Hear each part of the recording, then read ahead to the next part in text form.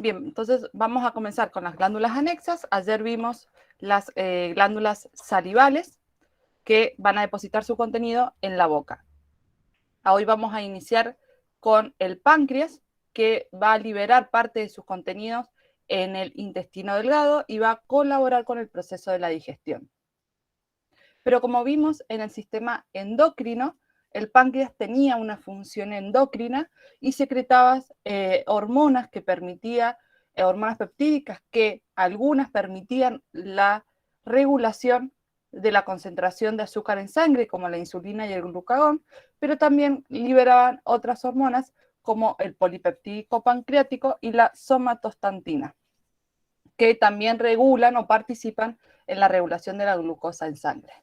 Pero el páncreas no solamente tiene una función endocrina, sino que también tiene una función exócrina, es decir, que libera sustancias o sus producciones fuera del torrente sanguíneo, sino que lo va a liberar en otra cavidad. En este caso, las va a liberar en el intestino delgado. Entonces, va a producir, tenemos el páncreas exócrino, que va a producir el jugo pancreático y lo va a secretar, lo va a liberar, y este jugo pancreático está formado por agua, algunos iones y enzimas. Entonces, como el páncreas tiene una parte endocrina o funciones endocrinas y funciones exócrinas, hablamos de una glándula mixta. Sí, es uno de los ejemplos de glándulas mixtas. La parte endocrina la habíamos visto en sistema endocrino y ahora la parte exócrina la vamos a ver en detalle. La anatomía, ¿sí?, del páncreas tiene esta forma como de L. En la parte interna va a tener conductos que van a desembocar directamente en el intestino delgado. Acá tendríamos, digamos, el esfínter con el estómago, el delgado con el estómago, y además el páncreas va a estar rodeado por vasos sanguíneos, porque por esos vasos sanguíneos va a ir liberando las hormonas o la parte endocrina, entonces lo tiene que liberar al torrente sanguíneo. Los jugos pancreáticos lo va a liberar por este conducto directamente al intestino delgado. Y si nosotros lo vemos, va a estar ubicado, generalmente cuando los dibujan casi no se ve porque es cubierto, tapado por el estómago, entonces generalmente se ve solamente una partecita del páncreas, pero estaría ubicado acá en contacto con el intestino delgado o con la primera porción del intestino delgado. El jugo pancreático va a tener distintas enzimas, como por ejemplo las proenzimas inactivas, es decir, va a formar distintas enzimas y estas no van a estar de forma activada, sino que van a estar en una estructura que se denominan proenzimas inactivadas, y esto hace que se evite la digestión de las propias células pancreáticas. Si yo estas enzimas en el páncreas estuvieran activadas, me va a generar una degradación de las propias células del páncreas y esto genera la enfermedad de pancreatitis. ¿Sí? Las personas que sufren pancreatitis tienen este problema. Las enzimas del jugo pancreático están activadas, entonces empiezan a la digestión de las propias células del páncreas. Por lo tanto, cuando funciona de forma correcta, las enzimas van a estar inactivas y se van a activar recién cuando entran en contacto con otros tipos de enzimas en el intestino delgado.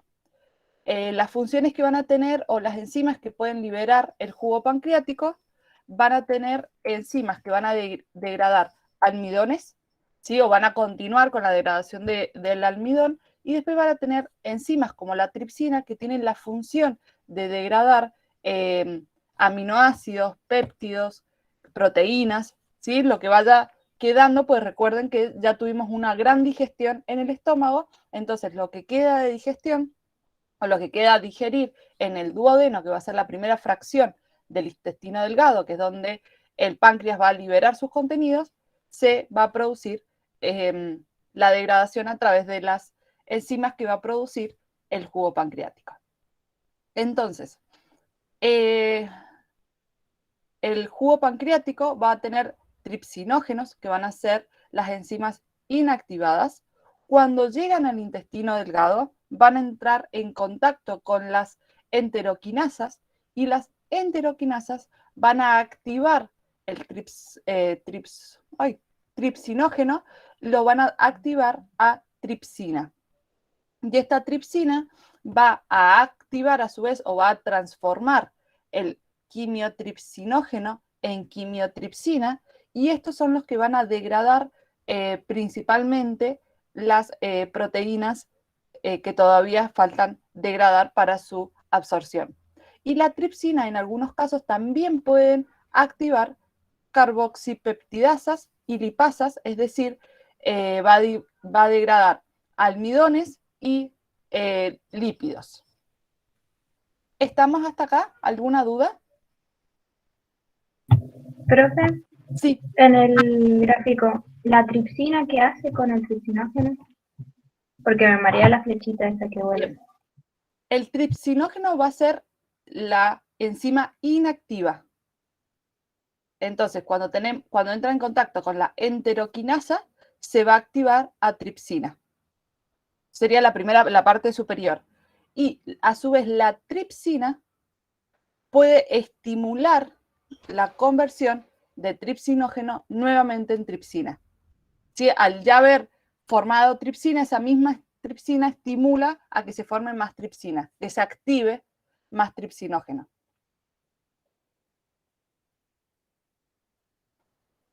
¿Sí? Sí, profe, perdón, estaba escribiendo. No te preocupes. ¿Alguna otra duda sobre el páncreas? Profe, yo tengo una duda, pero lo escribí, pero no sé si está bien, que no sé si puede ser que dijo que en el páncreas exócrino sí libera sustancia al intestino delgado y esa sustancia es el jugo pancreático, ¿puede ser que sea Exacto. así? Sí. Va a liberar el jugo pancreático, y el jugo pancreático va a estar formado por agua, iones y enzimas. Pero es perfecto. Va a secretar en el intestino delgado el jugo pancreático. Sí, ahora sí, profe. Perfecto. ¿Alguna otra consulta? Profe, entonces, Sí. ¿y la tripsina con el quimiotripsinógeno? Sí, Como esa parte como que no... bien. Cuando yo formo la enzima tripsina, tiene dos formas de actuar. Actuar directamente sobre y activar carboxipeptidasas y lipasas, es decir, aquellas enzimas que tienen la capacidad de degradar almidón y lípidos, sería como un efecto secundario. Y el principal efecto de la tripsina es activar o transformar, mejor dicho, transformar el quimiotripsinógeno en quimiotripsina. Y esta quimiotripsina es la que se va a encargar de la degradación de las proteínas.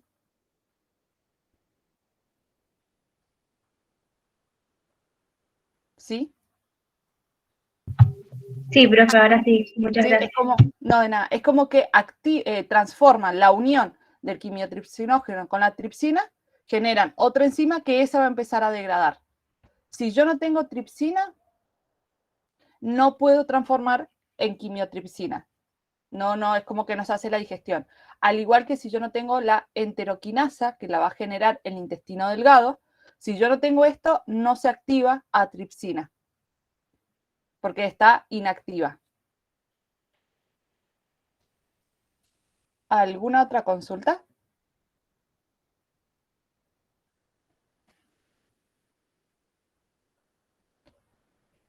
Continuamos, si no cualquier cosa, volvemos. Ya vamos a ver puntualmente la función de cada enzima. Ya al final hacemos como una recopilación de todas las enzimas que participan en cada parte del cuerpo y vamos a ir viendo sus funciones. La otra glándula anexa que tenemos es el hígado, que es el órgano más grande de nuestro cuerpo. Va a pesar aproximadamente 1,5 kilos. Bueno, tiene esta forma de semitriangular y va a tener un lóbulo derecho de mayor tamaño y un lóbulo izquierdo de menor tamaño, y también va a estar irrigado para poder, va a estar irrigado obviamente por los vasos sanguíneos para protegerlo y nutrirlo. A su vez, el hígado, ¿sí?, va a estar ubicado en la porción derecha de nuestro cuerpo, está asociada a lo que denominamos vesícula biliar. La vesícula biliar va a ser como una pequeña bolsa que va a almacenar lo que produce el hígado. No sé si hay otra imagen más clara. Bien, bueno, después ahí, acá tenemos el hígado, ¿sí?, aunque está muy chiquitito, va a tener conductos con la vesícula biliar, y si yo eso le hago un zoom, este va a ser el conducto del hígado, que acá va hacia el intestino delgado, y después tiene este conducto en el que puede depositar parte de la bilis que va a ir produciendo el hígado, y luego la vesícula biliar liberar la bilis cuando sea necesario hacia el intestino delgado. Entonces, volviendo al hígado, va a tener distintas funciones.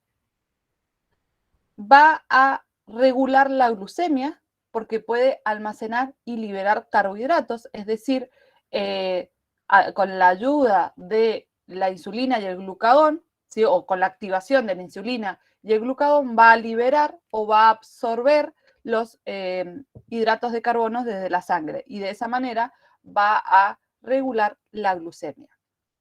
Fabrica también proteínas plasmáticas, es decir, proteínas que cumplen funciones en el plasma.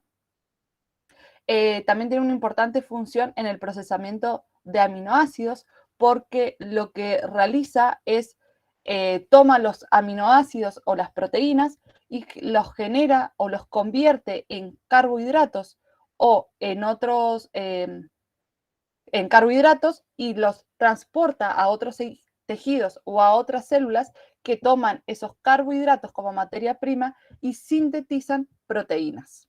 ¿Sí? Entonces, el hígado va a agarrar los aminoácidos, los va a degradar a carbohidratos, y si fuera necesario, los va a transportar a distintas partes del cuerpo, y cada uno de esos tejidos va a tomar estos carbohidratos y va a formar proteínas. También va a degradar la hemoglobina en los glóbulos rojos muertos o dañados, ¿sí? Y esa hemoglobina va a pasar a transformarse, o la va a transformar en bilirrubina, ¿sí? Es como una especie de reciclaje. Puede inactivar ciertas hormonas dependiendo de las funciones o la estabilidad del cuerpo. También tiene como una función inmunitaria, porque tiene la capacidad de degradar sustancias extrañas. Va a producir la bilis, que la bilis tiene como, se va a producir en el hígado, se va a almacenar en la vesícula biliar, y la función principal de la bilis es la digestión de los lípidos, ¿sí? Va a actuar como como una degradación de los lípidos, la bilis. Por eso se almacena en la vesícula, para cuando se necesitan ya tenemos un resto o una cantidad almacenada, para cuando se necesitan las tenemos en el momento. Después vamos a tener que también tiene la capacidad de almacenar vitaminas, almacena vitaminas liposolubles o solubles en grasa, como la vitamina A, D, E y K. Y por último, también es la fuente principal de lipoproteínas en el plasma. Sí, acá vimos que generaban proteínas en el plasma, pero también produce lipoproteínas, es decir, la LDL y HDL, que van a ser el colesterol, que se le dice el colesterol malo y el colesterol bueno, ¿sí? Lo va a producir el hígado, y también va a tener la capacidad de transportarla, o el plasma lo va a transportar colesterol, grasas y otras sustancias insolubles. ¿Dudas sobre el hígado?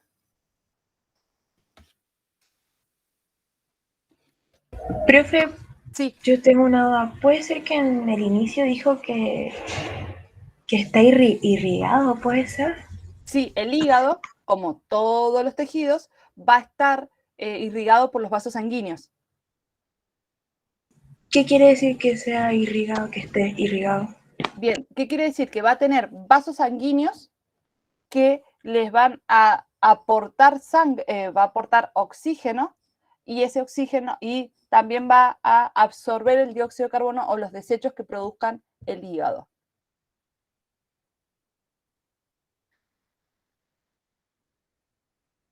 ¿Lo puede repetir? Sí. Porque me quedé Bien. pensando y no sé cómo anotarlo. A ver, te explico y después si querés lo vamos escribiendo Sí, y sí. se te queda más claro.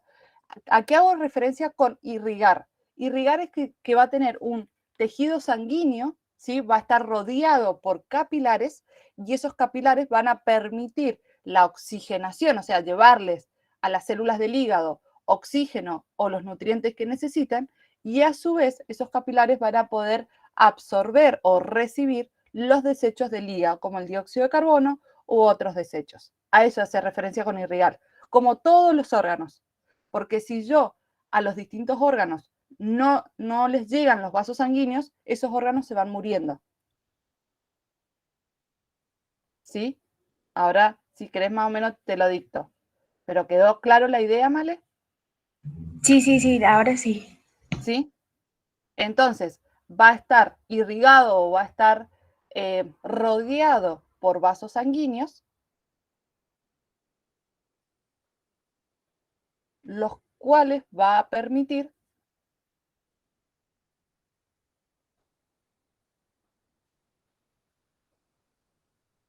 el intercambio de sustancias.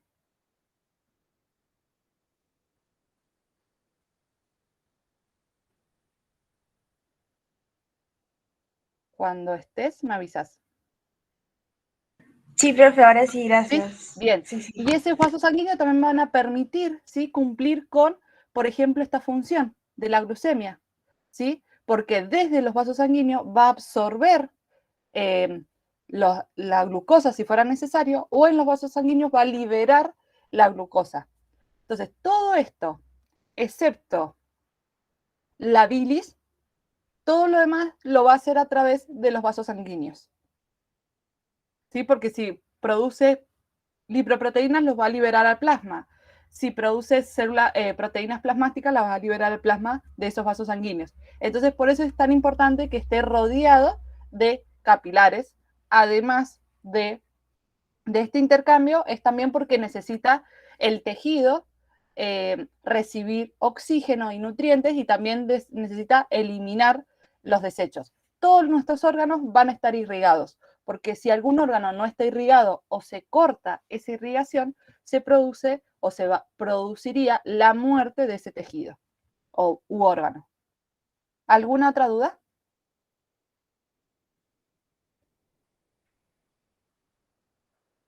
Profe, Sí, justo, no sé quién quiere hablar primero, no alcancé a ver quiénes hablaron. Una pregunta, Claro, profe. sí. Entonces, digamos, los vasos sanguíneos van a oxigenar, digamos, y nutrir al hígado, pero también va a tomar nutrientes y va a llevar desechos. Bien, va a tomar desechos, ¿sí?, producidos por el hígado, como por ejemplo el dióxido de carbono, y lo va a llevar hacia los pulmones para que se oxigenen y liberamos los pulmones. Va a tomar otros desechos que los va a llevar a filtrar a los riñones, y también va a tomar algunos productos del hígado y los va a transportar a las distintas partes del órgano, del cuerpo.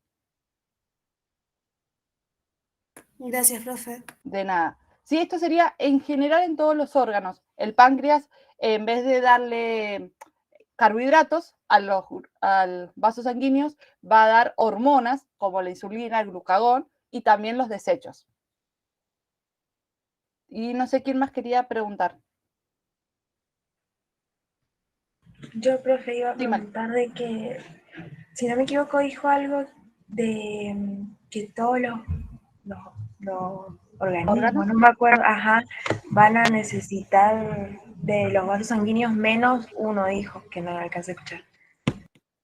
No, todos lo necesitan. Todos los órganos o tejidos los necesitan, porque si no están irrigados, se mueren.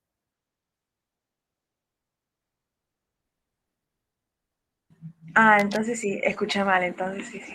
Sí, no, toda nuestra parte, hasta el punto del dedo, la oreja, todos necesitan irrigación. Si no llega esa irrigación o esos vasos sanguíneos, se mueren, porque necesitan recibir oxígenos y nutrientes y necesitan eliminar desechos.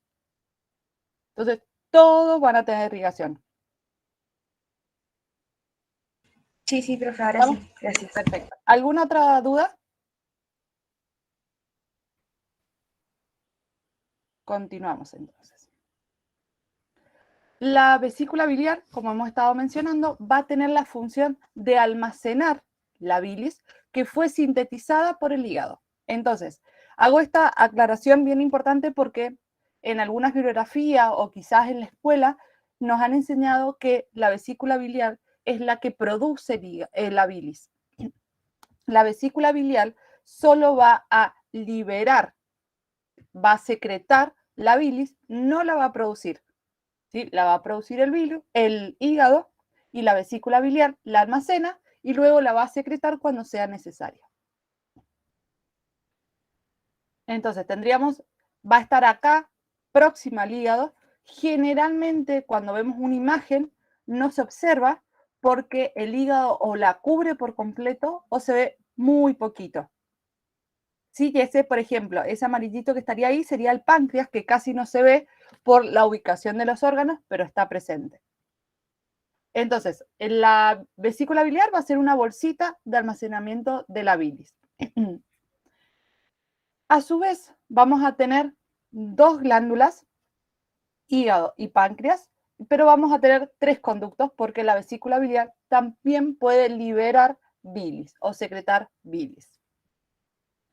Entonces, vamos a ubicarnos. Acá tenemos el hígado. Este hígado va a producir bilis y va a como absorber toda su bilis y la va a asociar o unir en el conducto hepático, que va a ser este, que es el conducto que sale del hígado y va hacia el duodeno, hacia el intestino delgado. ¿Lo ven ahí? Ese como amarillito, verdecito, va directo. Entonces, esta primera sección que sale del hígado se llama conducto hepático. La bilis que sale tiene dos recorridos. Puede ir directamente al duodeno si en ese momento justo se necesita, sino lo que va a hacer va a viajar hasta la vesícula biliar y se va a almacenar en la vesícula biliar. Este conducto se denomina conducto cístico, que es el que permite mover la bilis hasta la vesícula biliar. A su vez, el páncreas tiene su propio conducto.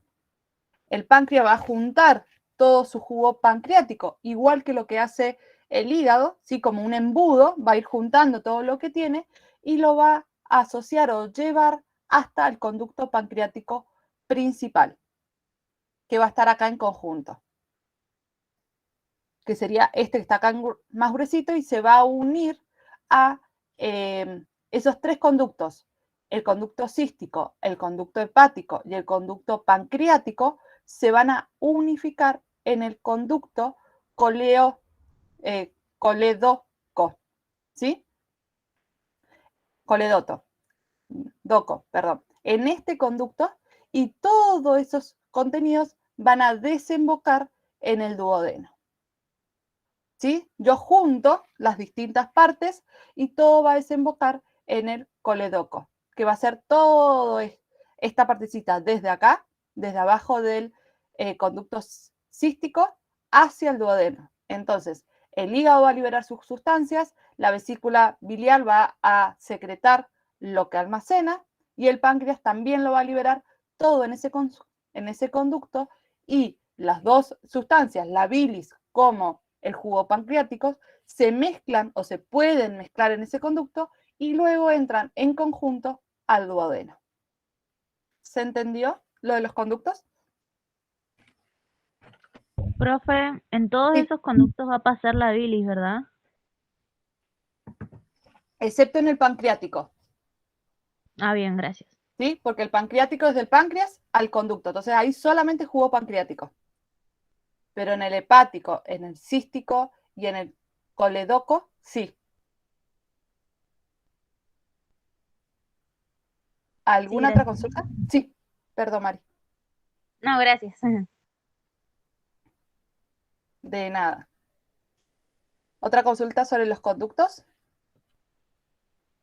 Los conductos, Profe, o sea que se une el jugo pancreático con la bilis y se puede desemboca en el conducto coledoco. sí, ahí se van a juntar y van a desembocar en el duodeno. Porque cada uno va a ir liberando su sustancia en ese conducto. En el conducto se van a juntar y ahí se van a liberar o desembocar en el duodeno. Ah, bien, profe, gracias. De nada. Recordemos que el duodeno es la primera fracción del intestino delgado y en el duodeno tenía como función terminar la digestión o parte de la digestión y que los otros dos partes del intestino delgado estaban especializados en la absorción. Acá lo tenemos un poquito más claro. Los conductos hepáticos serían este verde. Acá sería el conducto cístico, que es el de la bilis. Este blanco es el conducto pancreático, que todo esto desde acá, que acá justo lo tapa el intestino delgado, todo esto va a ser el conducto coledoco y que va a desembocar en el intestino delgado. Quizás con esta imagen queda un poquito más claro.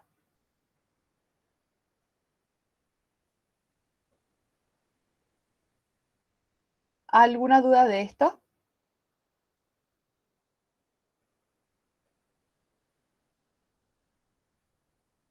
Profe, Sí, Cami. sobre la imagen anterior que decía del esfínter, ¿puede ser? Es el que permitía, digamos, que pase la sustancia y que no vuelva. Sí, exactamente. Un esfínter sería eso, un anillo que abre o cierra. Entonces acá va a estar asociado a que permite que los jugos pancreáticos y la bilis ingresen o no ingresen al intestino delgado. Perfecto. Gracias, profe. De nada. Entonces, en esta imagen podemos ver claramente que los alimentos no ingresan al hígado ni al páncreas, sino ingresan a las glándulas, porque el alimento va a venir por el estómago, por el intestino delgado, y al alimento lo vamos a bañar, por así decirlo, con el jugo pancreático y la bilis dentro del intestino delgado y va a continuar por el intestino delgado. Por el hígado y por el páncreas no pasa el alimento. ¿Seguimos?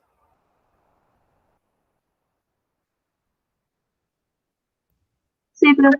Bien, si no, volvemos. Ahora entonces ya vimos todas las estructuras del sistema digestivo. Boca, faringe, esófago, estómago, intestino delgado, intestino grueso, recto, ano, ¿sí? Lo repito muchas veces para que ya no salga de manera automática.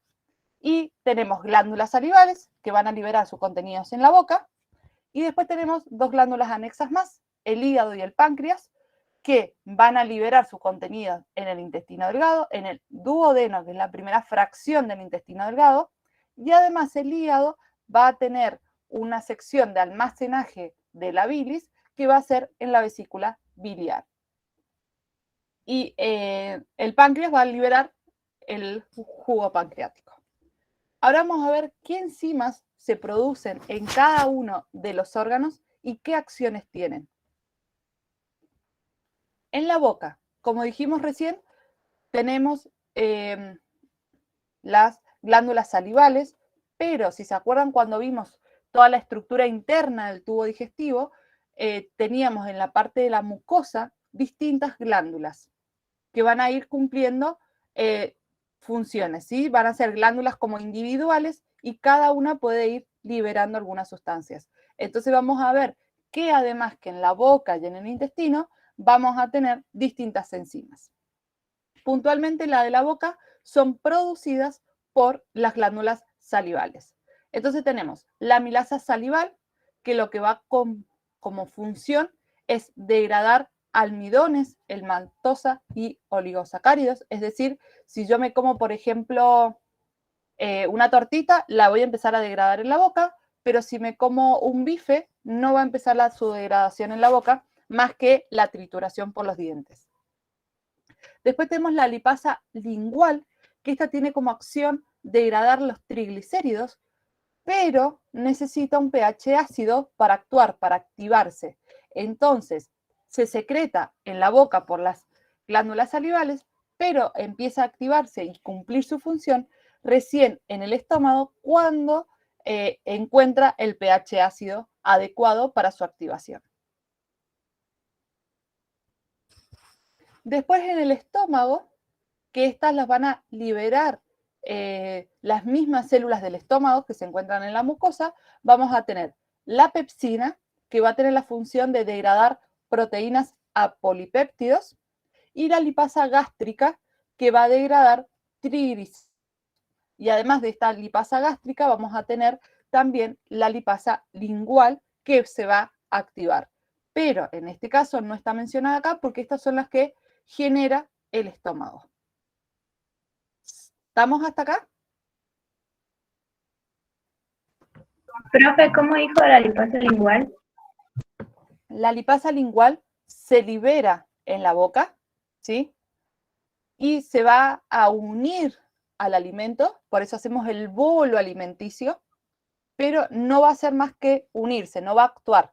Cuando llega al estómago, que tiene un pH ácido, ahí empieza a degradar a los triglicéridos. Claro, sí, pero usted dijo que no aparecía en la clasificación. Ah, del perdón, estómago, pero ya porque- entendí. En esta parte, sí, acá muestro cuáles son las que se producen en la boca. Y acá muestro cuáles son las que se producen en el estómago. Por eso no está nombrada acá, porque no estoy viendo cuáles se activan en el estómago, sino cuáles son producidas en el estómago. Sí, profe, ahora sí. A eso Muchas hacía gracias. la referencia de nada. Bien, después vamos a tener el páncreas, que el páncreas recién lo vimos como el jugo pancreático. El jugo pancreático va a tener todas estas enzimas en distintas proporciones, dependiendo también de la ingesta de alimentos y las señales que le llegan al páncreas.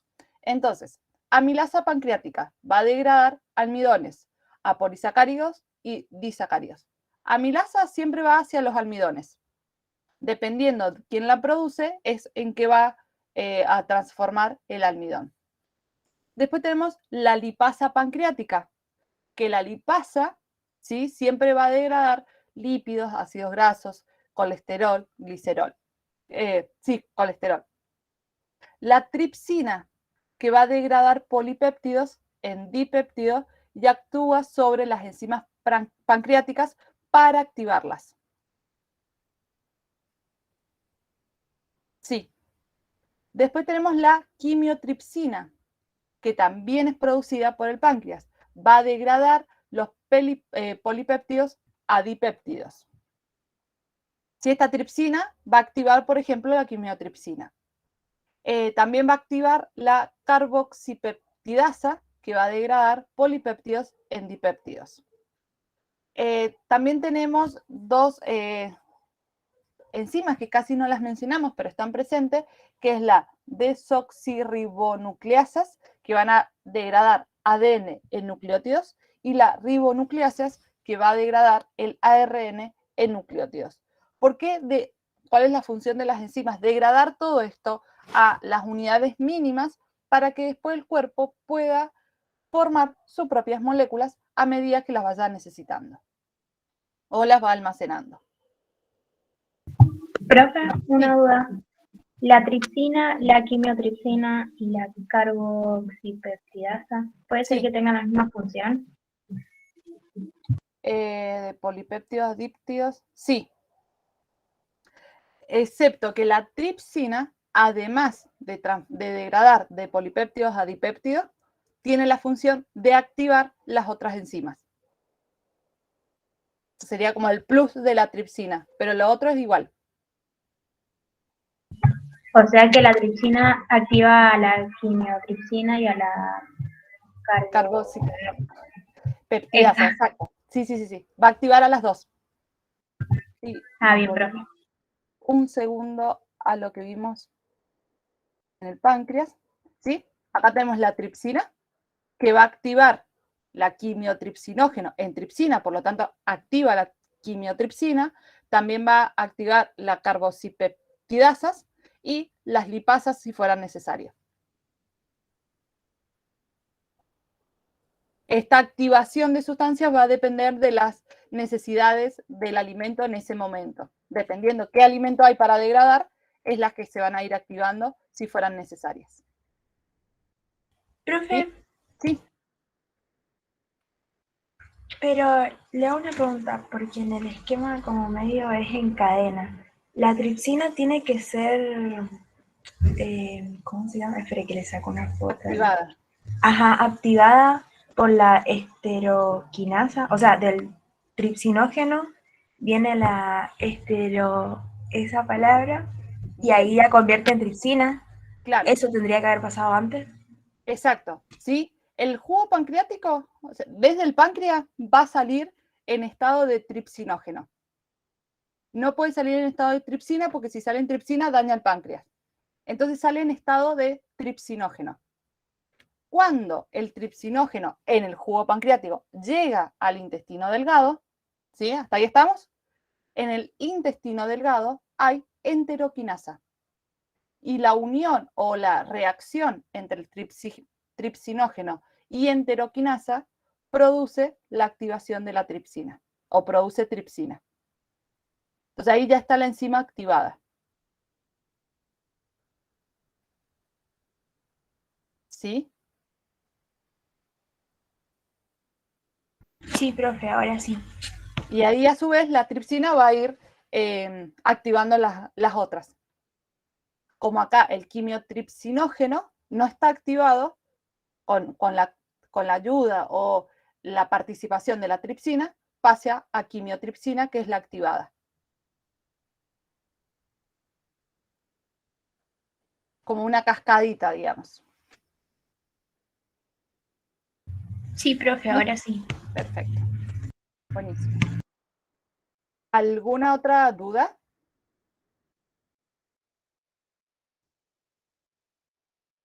Profe, ahí en el páncreas dijo que todo esto formaba el jugo pancreático, ¿verdad? Sí. El jugo pancreático va a estar formado por agua, iones y enzimas. Enzimas son todas estas enzimas.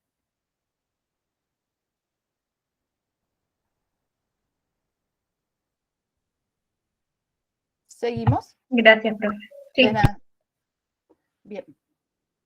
Cualquier cosa volvemos.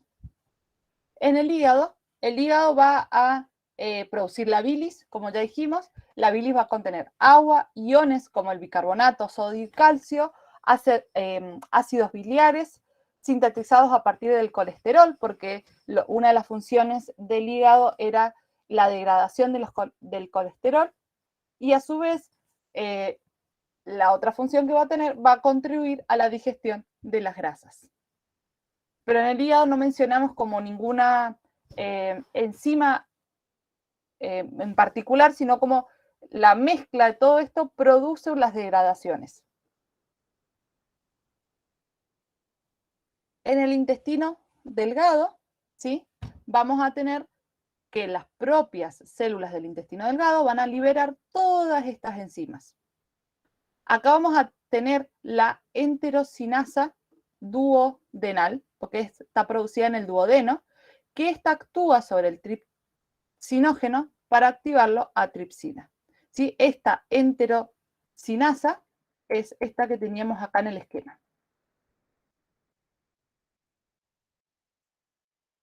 Esta que está acá, esta es la quinasocinasa, la pueden encontrar de las dos formas, es producida por el intestino delgado en el duodeno y genera esta acción. Esa no viene en el jugo pancreático, sino que ya está propia en el duodeno. Por eso necesitamos que esa se active, que esté presente esta para activarse. Después vamos a tener aminopeptidasas que van a degradar polipéptidos en aminoácidos. dipeptidasas, degrada dipéptidos a aminoácidos. Las maltasa, que va a degradar la maltosa en glucosa. Lactasa, que va a dividir o degradar la lactosa en glucosa y galactosa. La sacarasa va a degradar la sacarosa en glucosa y fructosa. Y las fosfatasas, que van a degradar los nucleótidos en fosfatos y nucleósidos. ¿Sí? Si ustedes ven, a partir de estos, los díptidos que dejan las células, las enzimas pancreáticas, van a continuar su degradación, por ejemplo, con las dipeptidasas del intestino delgado. Después, estas dos enzimas del páncreas nos dejaba el ADN o el ARN en nucleótidos. Las fosfatasas va a tomar esos nucleótidos y los va a seguir degradando. Entonces, como todo un conjunto. Algunas reconocen ciertas estructuras, las dividen, y las otras enzimas pueden seguir actuando sobre esas estructuras o esos compuestos que han ido, esas moléculas que se han ido desarmando.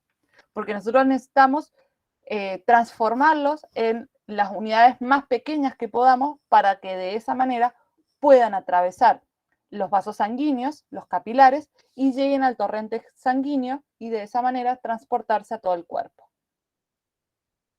¿Dudas hasta acá? Profe, yo tengo una... Vale, y después Cami. Así nos ordenamos. Perdón. ¿Es electroquinasa o... Perdón, enteroquinasa o enterocinasa? Se puede tomar los dos como correctos, con C o con Q. Cualquiera de las dos se toman como, son sinónimos y se toman los dos como correctos. Ah, sí, ahora sí, profe. Va a Gracias. depender de la bibliografía quizás que se utilice, o bueno, acá está la misma bibliografía y la utilizan las dos terminaciones diferentes, es lo mismo. Cami. Profe, Sí, por ejemplo, en las fosfatasas, sí. que degradan en fosfatos y nucleósidos, ¿siempre va a ser en los dos casos o puede ser que degrade solamente fosfato o nucleósidos, o sea, uno de los dos casos? No, porque en realidad va a tomar nucleótidos y los nucleótidos los va a dividir en fosfatos y nucleósidos. Porque el nucleótido está formado por un nucleósido y un fosfato. Entonces lo que va a hacer es romper ese enlace y va a generar dos sustancias, los fosfatos y los nucleósidos. Las fosfatasas actúan sobre los nucleótidos. Ahora sí, profe, ¿Sí? gracias. Perfecto. Igual que, por ejemplo, la maltosa, la enzima maltasa degrada la maltosa, que es un compuesto químico, de 6 carbonos, de 12 carbonos, lo va a dividir en 2 glucosas. La lactasa, ¿sí?, que va a actuar sobre la lactosa, va a dividir a esa molécula siempre en glucosa y galactosa, porque es la forma que tiene para ir dividiendo.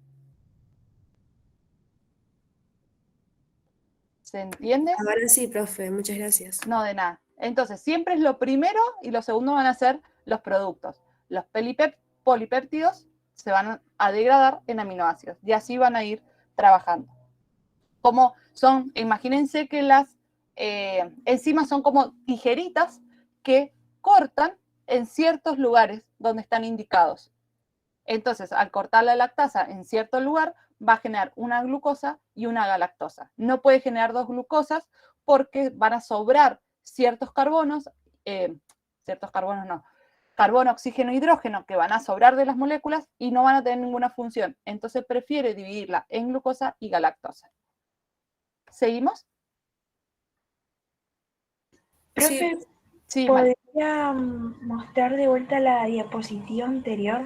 Porque esta vez que mi foto... Para sacarle foto. ¿Cuál?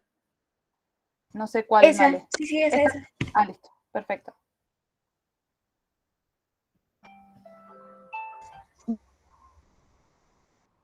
¿Listo? Sí, gracias. Bien, de nada. Bueno, entonces hasta ahí vamos a tener las enzimas. Después no vamos a tener más enzimas en el intestino grueso, en el recto y en el ano, porque ya no hay procesos de digestión, solo hay procesos de absorción.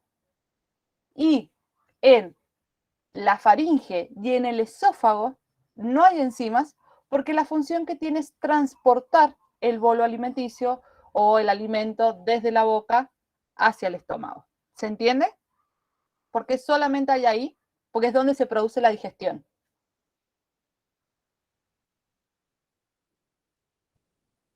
Profe, ¿puede repetir lo que dijo, por favor?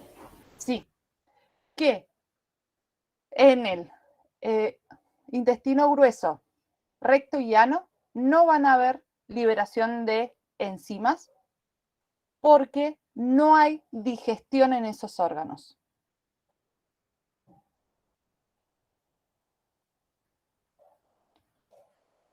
Gracias, profe. Lo mismo ocurre en el esófago y la faringe. Tampoco hay degradación. Y aclaración por las dudas. En el hígado y en el páncreas tampoco hay degradación, pero ellos producen sustancias que van a ser liberadas en el intestino delgado y ahí se va a producir la degradación. Por las dudas hay que quede la duda. Bien, lo último que nos queda es el control de la digestión. ¿Sí? Nosotros acá hemos visto que vamos a ir liberando distintas enzimas, distintos jugos, pero ¿cómo controlamos esa liberación? Porque es todo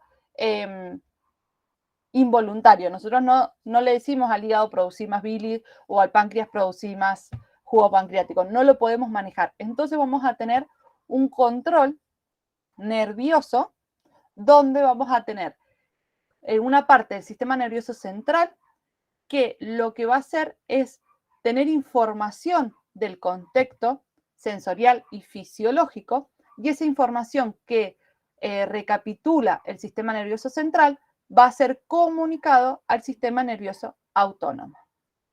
¿Para qué? Para que si las condiciones son favorables para la digestión o para la nutrición, va a activar el sistema parasimpático, y el sistema parasimpático promueve las secreciones y el aumento de la motilidad, que era el movimiento de los movimientos peristálticos del esófago y del estómago. En cambio, si las situaciones no son adecuadas, como por ejemplo una situación de estrés, una situación de peligro, de miedo, se va a activar el sistema simpático y va a inhibir las secreciones y el peristaltismo. Eso es lo que vimos, lo hemos estado viendo, todas estas, que por ejemplo actuaba sobre el estómago, sobre el intestino delgado, sobre las glándulas salivales, ¿sí? Eso es lo que hemos ido viendo. Parasimpático activa la digestión, el simpático la inhibe. Pero además del control nervioso, tenemos un control hormonal. ¿Control nervioso? ¿Hay alguna duda? ¿Se entiende? ¿Necesitan que veamos algo? Del nervioso.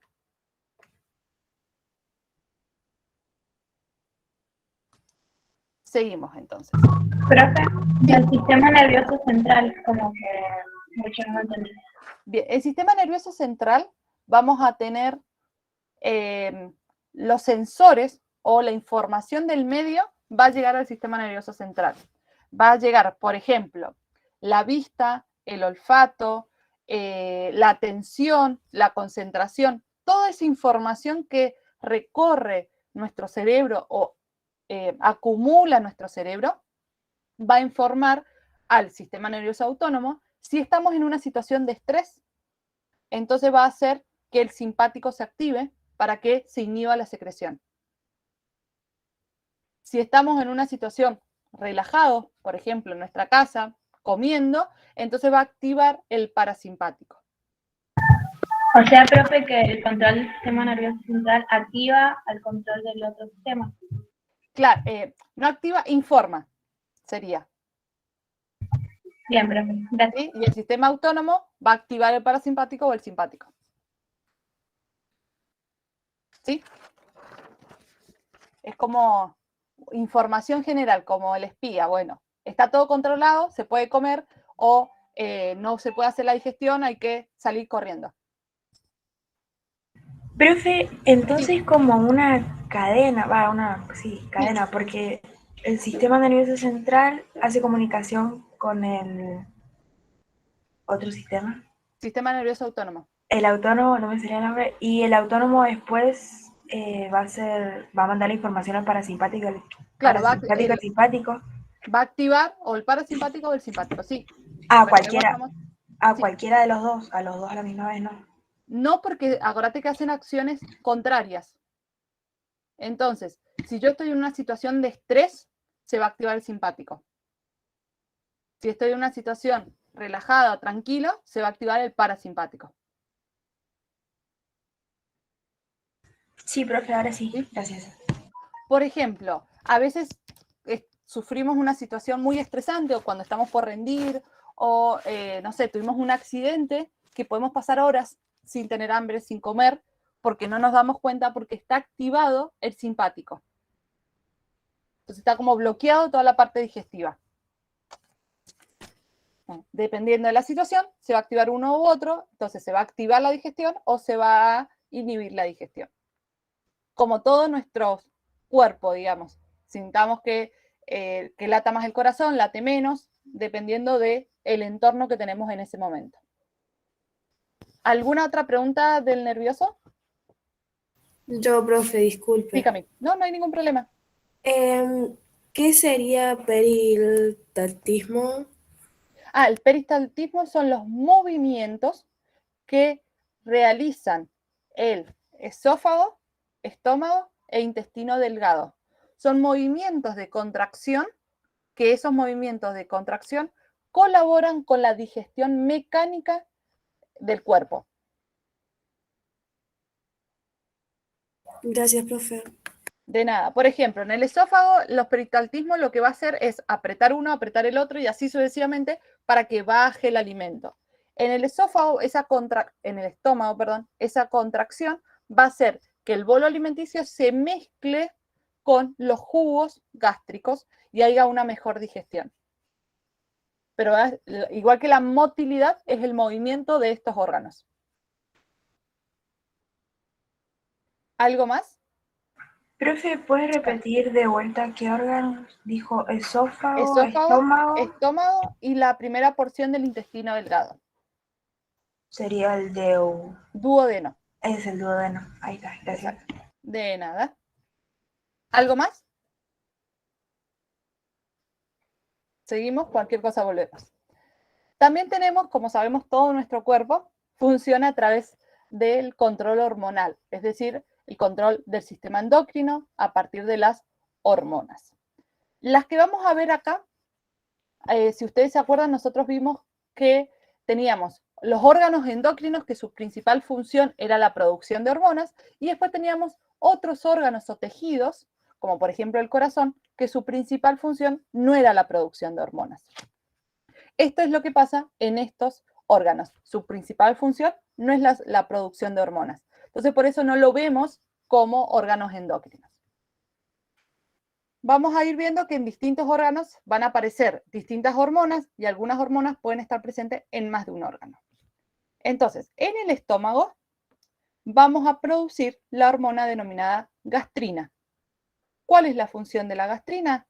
Aumentar la secreción del jugo gástrico, es decir, el jugo que produce el estómago, aumentar las contracciones musculares del estómago e intestino. ¿Sí? Estas contracciones vendrían a ser los movimientos peristálticos.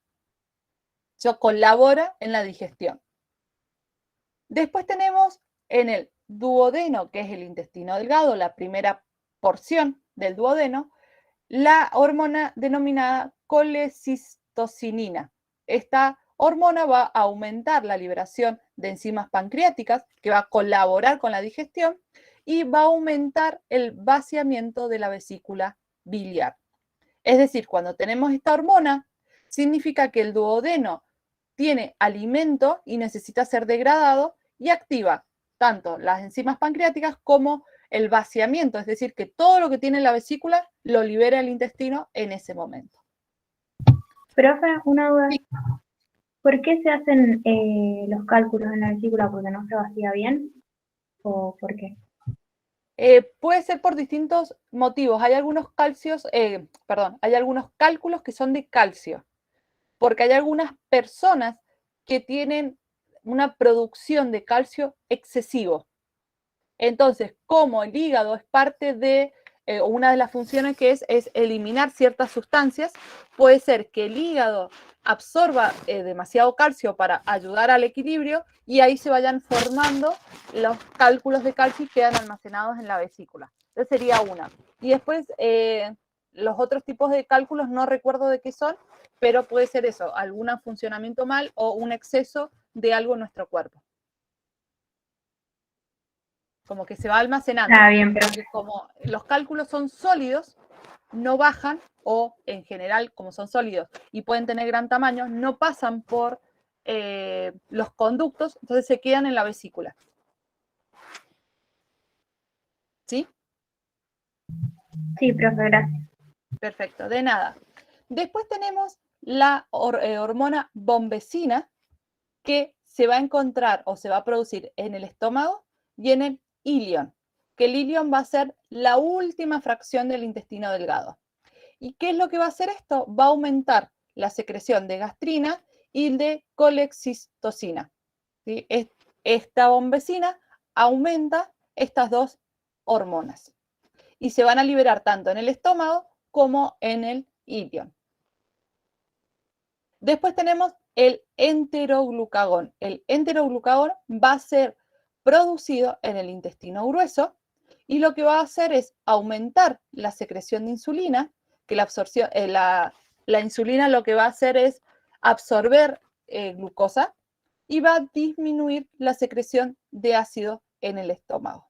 Esto va a depender de cómo llegue el alimento al intestino grueso. Entonces, si el intestino grueso reconoce que, por ejemplo, llegó mucha glucosa, que es importante, va a generar un aumento de la insulina para que los torrentes sanguíneos absorban la insulina y se evite la pérdida de glucosa a través de la materia fecal.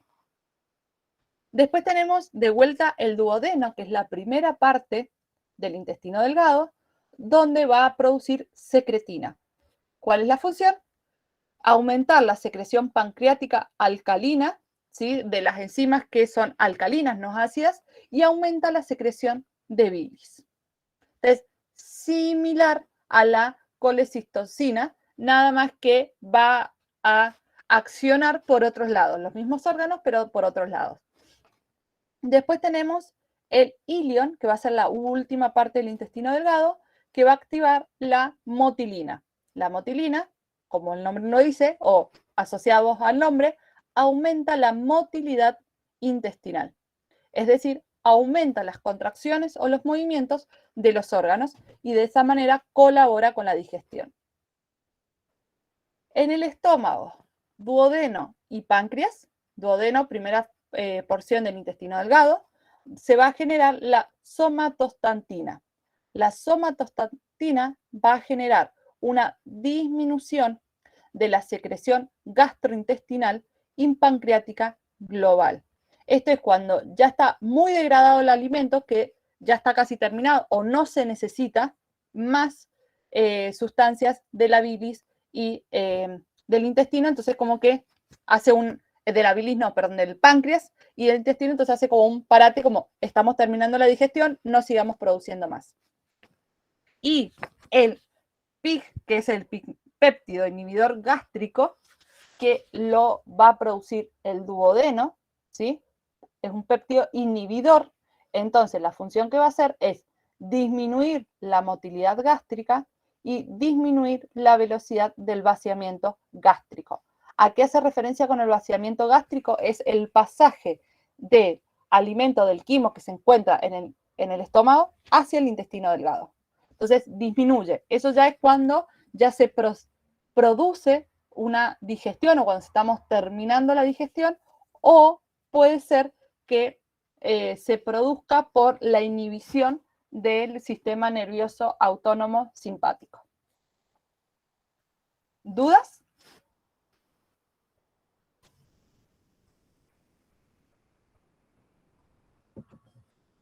No, profe, de mi parte no.